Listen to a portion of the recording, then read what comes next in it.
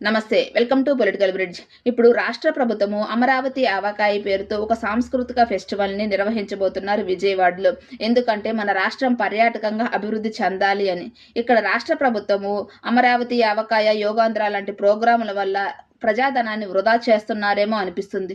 ఎందుకంటే పర్యాటకంగా మన రాష్ట్రం అభివృద్ధి చెందాలి అంటే మన రాష్ట్రంలో సహజ సిద్ధంగా ఏర్పడిన ప్రదేశాలు ఎన్ని లేవండి. విశాఖపట్నం నుంచి ఇటు రాయలసీమ వరకు ఎన్నో ప్లేసులున్నాయి. విశాఖపట్నంలో చూసుకుంటే అరకు, లంబసింగి ఈ ప్రదేశాలు ఈ సీజన్‌లో అయితే జనాలు చూడడానికి ఎంతోమంది వెళ్తుంటారు. కనీసం అక్కడ అవసరాలు గానీ, కనీస వసతి సౌకర్యాలు గూడా లేవు.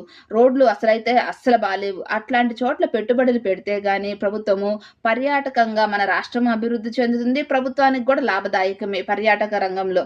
ఇప్పుడు ప్రకాశం జిల్లాలో చూసుకుంటే భైరవకోన ప్రకృతి సహజ సిద్ధపరంగా ఏర్పడిన ఈ వాటర్ ఫాల్స్ అనేవి ఎంత బావుంటాయి అక్కడికి వెళ్తే. అంతేకాదు అక్కడ శివుని గుడులు గూడా ఉన్నాయి. ప్రజలు ఒకసారి అక్కడికి వెళ్తే ఆహ్లాదకరంగా పిల్లలు, పెద్దలు అందరూ సంతోషంగా ఎంజాయ్ చేయవచ్చు నేచర్‌ని మొత్తాన్ని. కనీసం అక్కడైతే వెళ్తే కనీస వసతులు గానీ, సౌకర్యాలు గూడా లేవు. కనీసం తాగడానికి మంచినీళ్ళు గూడా దొరకవు అక్కడికి వెళ్ళినా గానీ. అట్లాంటి చోట్ల పెట్టుబడులు పెడితే మన రాష్ట్రానికి పర్యాటకంగా లాభదాయకమే కదా! ఇలాంటి చోట్ల పెట్టుబడులు పెట్టి పర్యాటకుల్ని ఆకర్షించకుండా ఇలాంటి ఆర్టిఫిషియల్ ఫెస్టివల్స్ నిర్వహించడం వల్ల ప్రజాధనాన్ని వృధా చేస్తున్నారేమో అనిపిస్తుంది. మీరేమంటారు? కామెంట్ చేయండి. వీడియో నచ్చితే లైక్ చేయండి, షేర్ చేయండి, సబ్స్క్రైబ్ చేయండి.